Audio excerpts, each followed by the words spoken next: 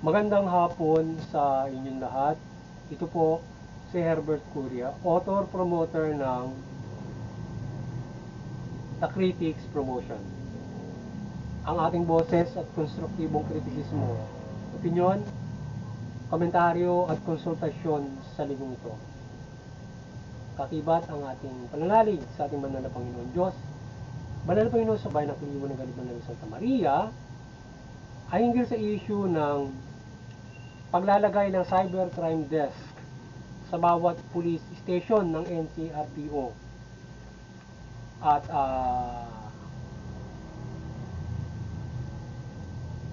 at anti-scam hotline na 1326. Ngayon ay ang layo ng cybercrime desk na ito ay ma-aksyonan ang mga cases in cybercrime, partikular sa mga child pornography at mga sexual exploitation at iba pang mga kasong sa cybercrime desk na ito.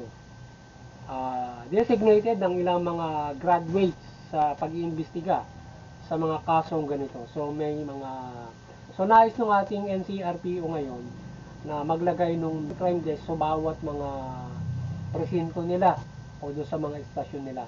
Ngayon ay mayroon na silang designated na mga talagang tao dyan na kanilang sinanay o nagtapos sa kursong pag-iimbestiga ng cybercrime, mga cybercrimes yan.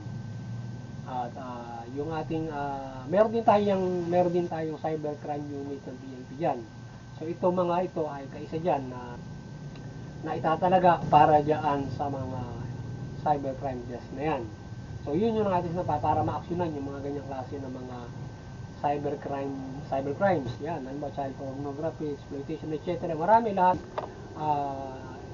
anumang uri ng mga nasa yung ating cybercrime Republic Act na batas o under cybercrime law na siyang kung ito ay mayroong lalabagin diyan diyan natin irereklamo yan or do sa iba pang mga kaukulang ahensya, ba do sa cybercrime unit ng ating PNP, cybercrime desk at NBI, etc. So yan. So ngayon ay ang ating pamahalaan ay nag-establish din ng scam hotline at nais nilang ito kontakin din para i-report ang mga ganitong kaso. Yung mga cybercrime na kaso o yung mga scam na kaso sa atin, yung mga kaso mga scam na sa internet, yan, yung mga ganyan at iba't ibang mga scam na kaso. So, ang number ay hotline 1326 at magagamit ang mobile device kaya i-save dito ang mga numero. Ito ng DICT at 24/7 ang pagka-accommodate ng call at particular na kaso na aksyonan ay phishing scam, investment scam, etc. So, yan. Yung mga scam ng mga investment scam, phishing scam, at maging yung mga cyber scam, yan, yung mga scam sa internet. So, pwede rin i-report doon sa yan, yung sinasabing scam na yan, yung mga phishing scam, yung mga email scam, yan, yung mga panluloko sa internet. Kahit yung investment scam niya sa internet din yan na pwedeng ireklamo rin doon sa 1326. So ngayon ay may mga kaukulang information pa dyan. So inyong tingnan, verifikahin pa rin yan para sa mga maaaring i-report dyan sa hotline na yan. So i-report din dito ang mga cybercrime cases upang ma-actionan ng ating pamahalaan. So makipagtulungan sila sa NBI at PNP para masupil ang mga kawatan sa internet or cyberspace. So kakibat nila dyan yung parang suporta yung line na yan doon sa PNP at saka doon sa NBI. So ngayon mayroong itinatalaga ngayon yung PNP na cybercrime desk. So maaaring kasuporta rin siya. So isang magandang ano rin yan na suporta yan yung hotline na yan doon sa sa PNP at saka sa NBI. So, mas malaki doon sa cybercrime unit nila. So, doon sila sumusuporta sa PNP niyan. So, ngayon ay ang The Critics Promotions at People's Anti-Crime Promotion ay maring sumusuporta sa mabuting pamamahala, patas ng hustisya at karapatang pantao. Asisyong ito ng Cybercrime Desk ay ating sinusuporta ng PNP, NCRPO at ang DICT o Scam Watch na hotline para masupil ang mga kawatan at criminal using cyberspace. So, ang lahat ng kasong cybercrime ay supili ng ating PNP mula sa ngayon ito, inside unit at maging sa station desk na magre-receive ng kaso. So, yun. So, yung pagre-reportan natin ng cybercrimes ay pwede sa crime desk, pwede tayo pumunta roon. Mag-report din doon, or yan. Yung hotline scam na yan sa 1326 at NBI, yan. At saka doon sa iba pang, doon sa PNP, doon sa cybercrime unit mismo, or para accessible doon sa mga istasyon ng police.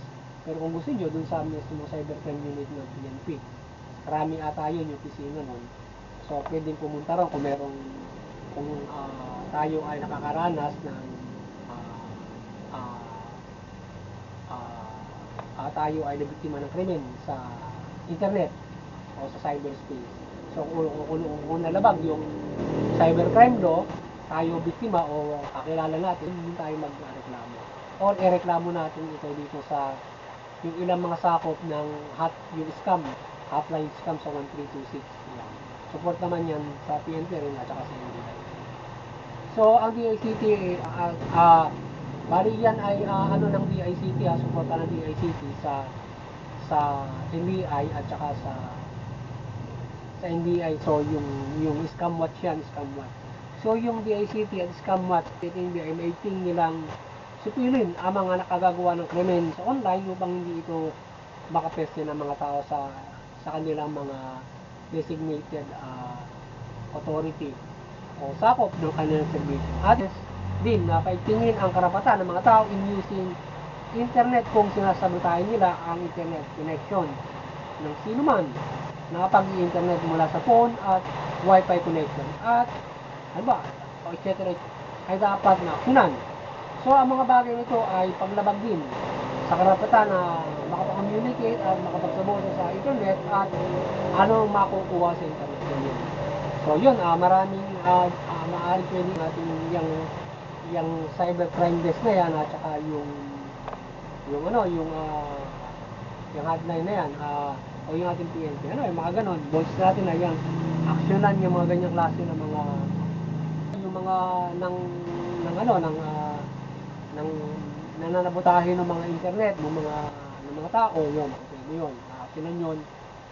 Kung internet, o kaya yung may mga nangahak dyan mayroong nangahak tao para isabota yung internet, yun. Para pahinain, tanggalan ka ng internet communication. Bawal talaga kasi yan, yung mga yung klase ng mga bagay na tatanggalan ka ng internet connection. Yan. Cybercrime yun. Pag ng cybercrime, yung mga ganyan. At paglabag din sa karapatang pantao yan, na nilalabag mo yung karapatan na makakommunicate yung tao, nilalabag mo yung karapatan na siya ay makapagpahayag sa internet, mga ganito. Halimbawa, ikaw ay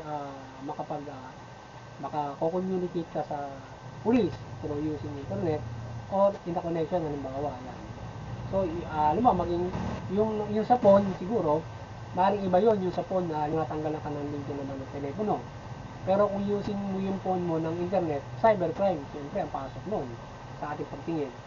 So, yun siguro maaaring ireklamo doon sa ating cybercrime unit, kung may ganun. Or, mga sinasabi nga yung phishing sa phone, email, yung ganun, etc. So, sa mga fake news at iba't ibang pananabutay sa internet, ay dapat masupi ng ganyang cyber criminals. Mabigat yan kung may online jobs ka at ng internet o sinasabotay o siraan din online. Yun ang mabigat, parang cyber libel yata yun. Kung halimbawa, sisiraan ka on online jobs or ikaw ay halimbawa tatanggalan ka ng online job ka. So, malaking problema yun na ikaw ay gagano'n sa internet mo kung may trabaho ka or gusto mo may trabaho sa internet. Pero sinasabotahe ka sa internet mo. So ito dapat na-action ng ano yan, ng ating PNP, NBI, yung mga ganun, kung mga reklamo, yung mga ganung klase. So hindi lamang ang barangay yung mga kaso na yan, kundi yan ay asakop ng tingin natin law. So maging magaling ang ating PNP Cyber Unit in investigation at pagsugil sa mga cyber criminals kagaya ng mga hackers. Yan, yung mga problema natin, yung mga hackers na yan, maraming pinipil sa lalo yung panluloko sa pera. So yun, at panluloko rin sa trabaho. Yung mga recruitment, or ang masama ay ikaw ay hinaharang na makapagtrabaho. Maliwanagan ni Bandara Santa Maria ang masa mula pamahalaan at mga Pilipino at lumay ng mabuting balita. At ang ating pamahalaan ay mamahala ng mabuting pamahala at walang umabuso at ang mamamayan ay dumunod sa pamahalaan, makapumuhay tayo ng maulan at mapayapa. Higit sa lahat ay may kaligtasang espiritual. So yun. So tayo maliwanagan ni Bandara Santa Maria at yung pamahalaan ay mamahala ng mabuti at ang mamamayan ay sumunod sa pamahalaan. So yun. So muli tayo ay magkaroon ng mahusay na pagko-concern sa bawat isa at hindi tayo magkaroon ng mga pagsisiraan o mga masamang sinasabi sa atin, kundi konstruktibo na at ay nakatutulong para ma-develop, maka-innovate, makaahon, hindi para maka-distract. So yun, magandang hapon sa inyo lahat at God bless you.